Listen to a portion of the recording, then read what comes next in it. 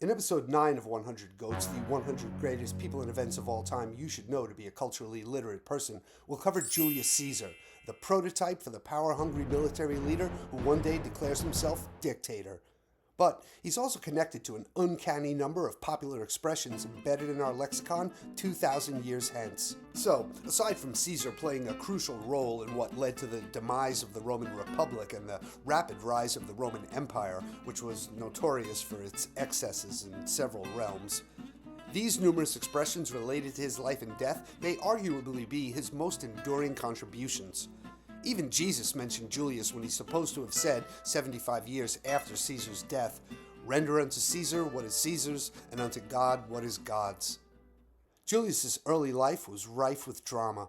His father died when he was only 14, the Roman Republic was in chaos, and in an arranged marriage, he wed the much sought-after Cornelia when he was just 16. But Rome's dictator at the time, Lucius Sulla, wanted Cornelia for himself. So Sulla gave young Caesar two options: divorce his wife or die. Apparently, Caesar and Cornelia were quite smitten, so Caesar flatly refused the dictator and went into hiding for a while, until Caesar's kinsman intervened and Sulla finally relented. So Caesar re-emerged and rejoined his beloved wife. Julius and Cornelia had one child and were together 13 years, until her untimely death at 28.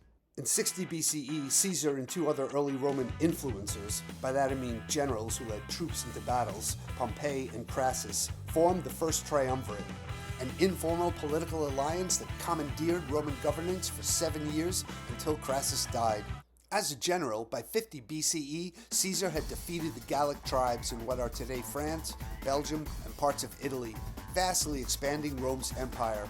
He was thus awarded the governorship of Gaul, but that clearly wasn't enough to satisfy the shrewd, ambitious Julius, who'd acquired a trove of plunder, because when his rivals back in Rome demanded he return as a citizen and not as a general, Caesar took his hard-won booty, shared with his loyal army, and literally did what we now refer to as going past the point of no return.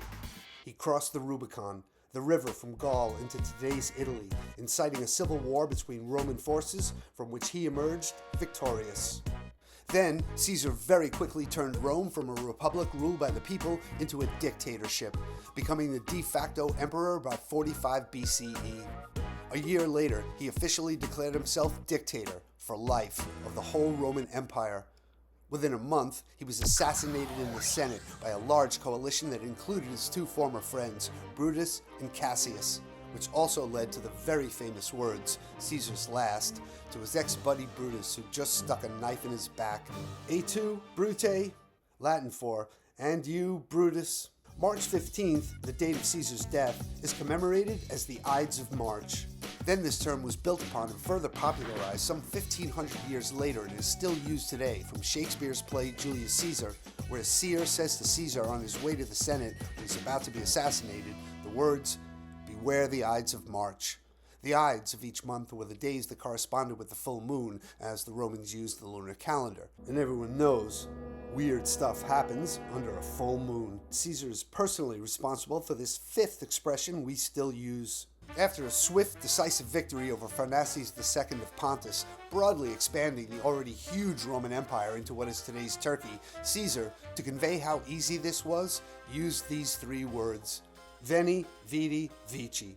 I came, I saw, I conquered. Sort of an early mic drop. So, Julius Caesar's life left us with all these expressions. But his life and death also bring to mind the famous words attributed to Chinese military leader and philosopher Sun Tzu, who, in The Art of War, says the words, echoed centuries later by Michael Corleone in The Godfather: "Keep your friends close, but your enemies closer." That's the dish on Julius Caesar. Come back for the next episode of 100 Goats.